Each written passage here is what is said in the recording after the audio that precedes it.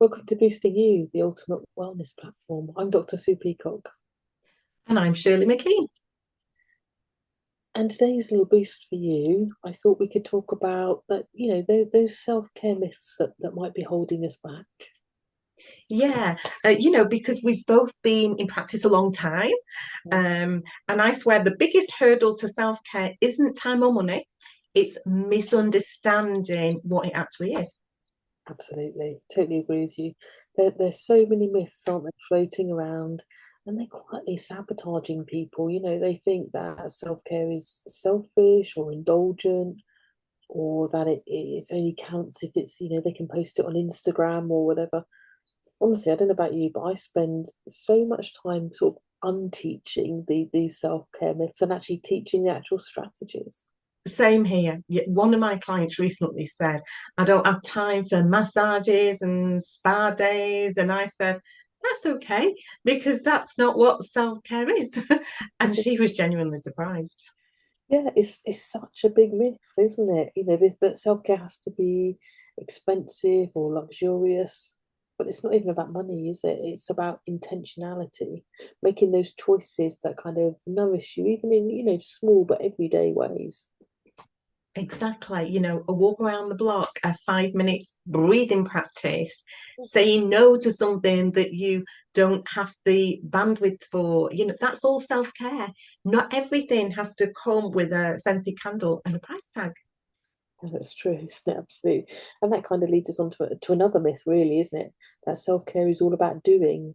People feel that they've got to add something to their already big to-do list, another task, another routine. Mm. But actually, self-care is about removing things sometimes, letting go.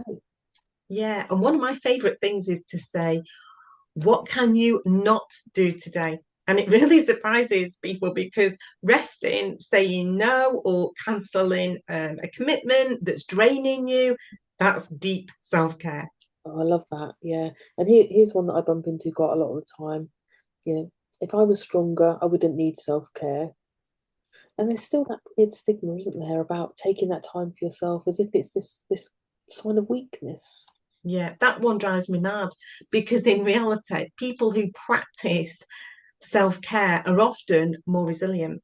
They're better at boundary setting, emotional regulation, all the things that actually make life smoother.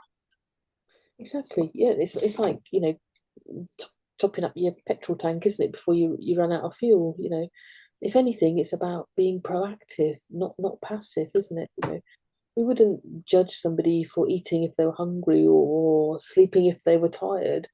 So why are people sort of judging that emotional maintenance? Yeah, you've hit the nail on the head. And here's another sneaky one. I'll rest when everything's done. But Yeah. let's be honest, everything is never done. No, it really, really isn't, is it? That's such a big mindset trap, isn't it? It keeps people stuck in that sort of productivity mode, always chasing the end of the list. But self-care, has to be scheduled in, doesn't it? Not squeezed in after anything else. For example, Right. I Absolutely right. yeah, Yeah. I write in my diary that I'm going to go for a run because then I'll go for a run. Yeah. Yeah. If it's not in there, it doesn't happen, does it? I often suggest clients to block 5 or 10 minutes into their calendar for themselves or the diary, just like they would a meeting. Otherwise, you're absolutely right. It just gets swallowed up. And that actually works, doesn't it?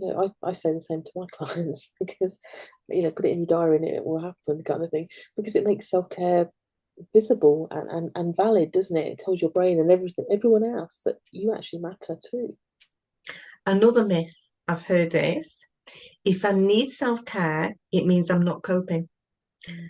And that's one quietly damaging. People feel embarrassed about asking for support, or they think, needing rest means that they're, failing. Yeah, that's one of those myths, isn't it? It sort of comes from sort of perfectionism, doesn't it? And old stories about what it means to kind of be strong. But coping isn't about pushing through, it's about recognizing, isn't it, when to pause and refuel. Exactly. And for those listening who maybe still feel guilty, I often say, would you tell your best friend to keep going and slowly break down? Of course not. Well, I hope not anyway. So why expect it of yourself? Yeah, absolutely. That's such a good reframe, isn't it? I quite often use that myself because, the guilt kind of creeps in when people start practicing self-care, doesn't it? Because they're not used to it and it feels indulgent and, somehow a bit naughty, perhaps. Yeah. I once had a client and she felt like she was sneaking off, to take 10 minutes break for herself. And we had to really unpick where that belief came from, Mm. that her needs were somehow secondary. Yeah, and I think sometimes we have to remember that, many people grow up in environments where rest wasn't really modeled or where being really super busy was praised. So they kind of internalize this go, go, go kind of mindset. Exactly. And it's not their fault, but it is their responsibility to question it and to find out a more sustainable way to live. Yeah, absolutely. So if we could leave people with one takeaway message today, what would yours be? I'd say self-care isn't a reward for being productive.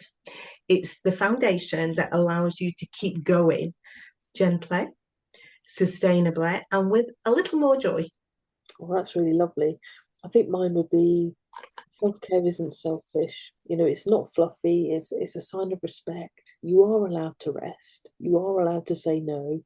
And most importantly, you are allowed to take care of yourself. Yeah. So here's to busting those myths and giving people permission to care for themselves, even when life is just so full on. So I hope you've enjoyed that. And for now, it's bye from me. Bye from me.